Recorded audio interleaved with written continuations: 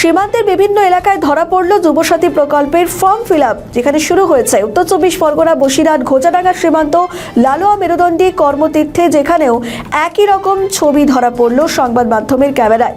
বসিরহাটের সীমান্তবর্তী ঘোচাডাঙ্গা, ইন্ডিকা, অন্যদিকে গাছা, অকারপুর সহ বিস্তীর্ণ এলাকায় সীমান্ত হওয়ায় এখানে বাজারঘাট কলকারখানা নেই বললেই চলে। আর যে কারণে এইসব এলাকার যুবক যুবতীরা অধিকাংশই একদিকে যেমন দরিদ্র সীমার নিচে বসবাসকারী, অন্যদিকে এরা বেকার। তাই যুবসাথী প্রকল্প শুরু হতেই প্রতিটি ক্যাম্পে চোখে পড়ার মতো লম্বা লাইন দেখা যাচ্ছে। এই যুবসাথী প্রকল্পের জন্য এসছি। তো এই মাননীয় মুখ্যমন্ত্রী এই যে আমাদের করেছে, আমরা তো এমনি বেকার আছি, সেই পড়াশুনো করেই বাড়ি বসেছিলাম, বাট এখন এইটাই দেখি এই 1,500 টাকার প্রকল্প করতে এসেছি, যদি হয় তাহলে ভালোই হবে। হ্যাঁ,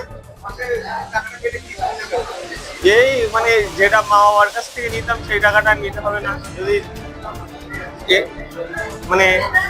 এছাড়া যদি একটা যদি 1,500 টাকা পাই সেটাই ভালো।